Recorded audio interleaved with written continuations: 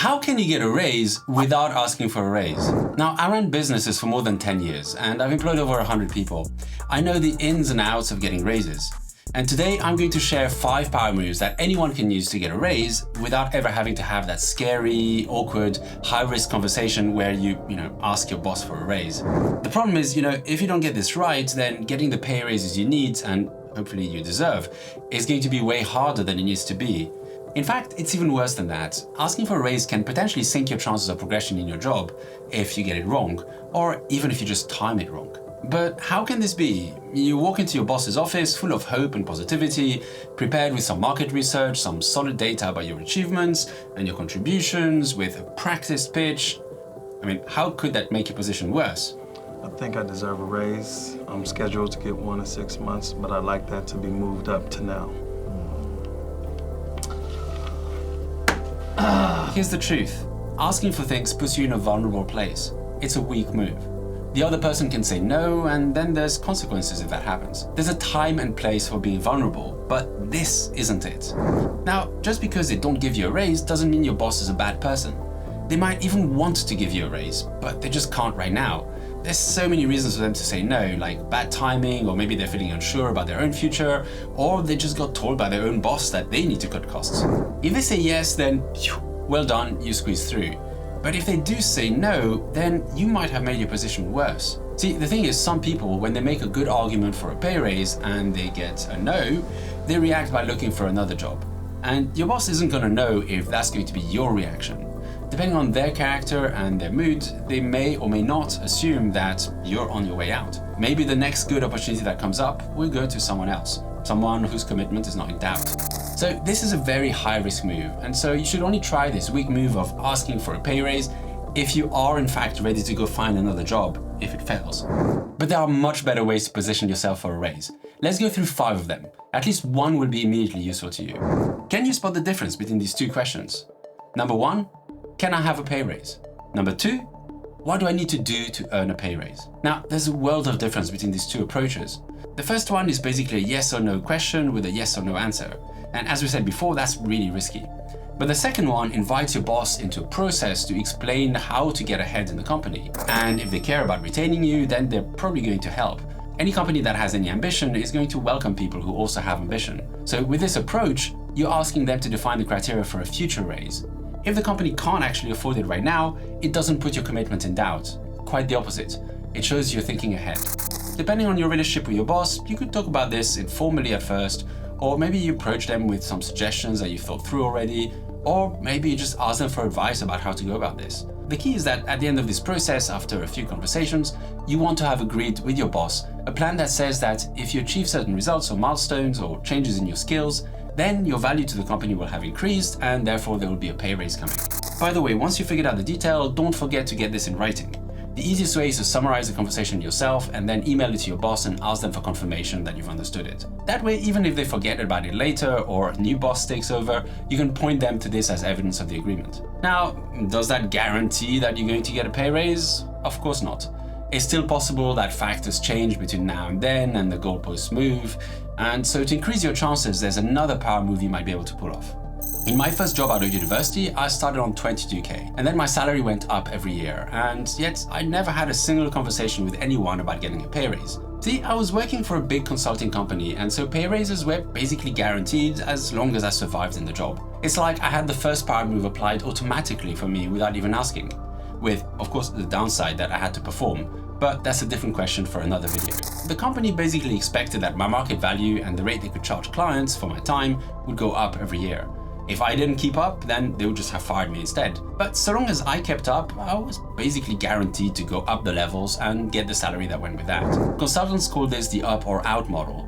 You either go up or you're out. And it's actually in use in pretty much every professional services firm that knows what it's doing.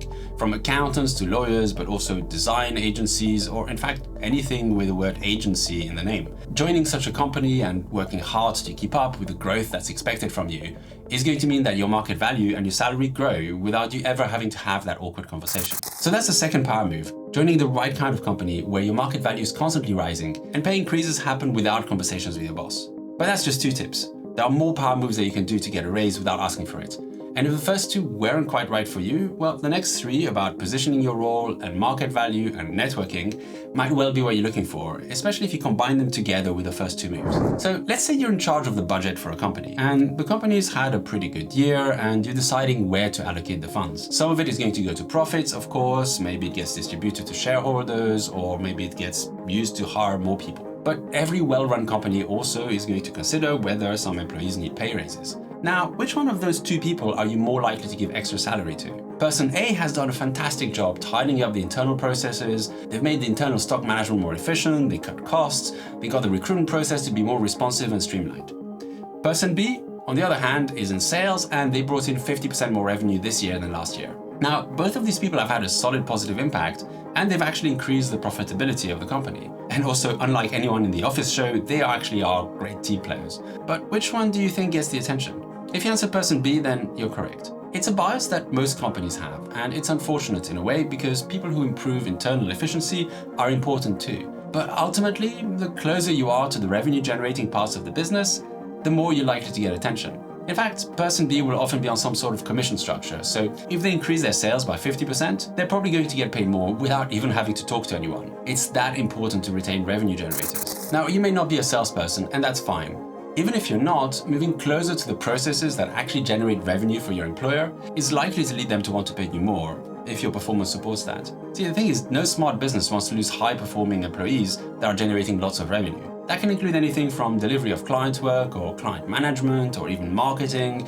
if your marketing makes a measurable difference. So that's power move number 3, move closer to the revenue-generating work. But we're not done yet.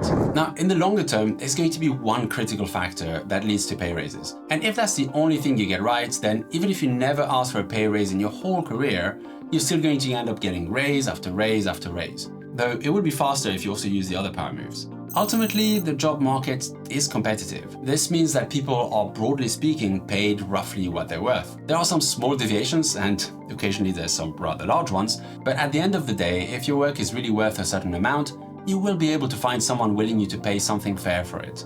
And that's the solution. To get noticed and eventually get those pay raises, one of the best things you can do is to develop and practice the sorts of habits and skills that will lead you to increase your market value. Without that, all the negotiation skills and tricks and hacks and so on in the world are only going to result in small, occasional, unsustainable bumps in pay, because no company can last if it keeps paying over the odds for someone whose work just isn't worth it. But on to the last power move. Back when I worked for that large consulting company, I sometimes sat into what they called laddering meetings. Now, these are quite common in most high-performing companies like Microsoft or Google, but also in most professional services firms that we mentioned before. Essentially, what happens in those meetings is a bunch of managers in one department meet to decide in what order everyone is going to be placed on the scale from great to bad. They go through all the people at levels lower than them, and once they figured out the right order, then they apply this scale that splits people up into categories like outstanding performance or satisfactory, or even lines them up for being fired.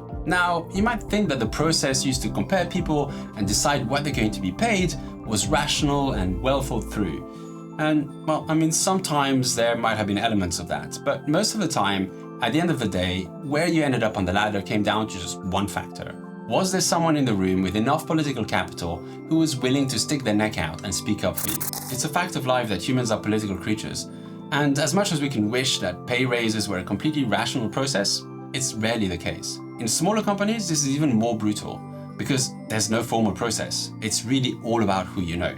Sometimes it really is that simple. If you want to end up lined up for raises and promotions, you just gotta make friends with the right people. This is not something that just happens. If you want it to happen, you need to make it happen. And luckily, I have a video that does just that, highlighting 5 power moves that will help you to network better, which I guarantee will be a superpower for the rest of your career. After all, 70% of people find their next job through networking. Having a great network is supremely valuable. Check the video out here if you'd like to find out some really practical and novel and easy to apply tips on how to build those connections and use them to leverage up your career. I hope you find joy and meaning at work, as everyone deserves to.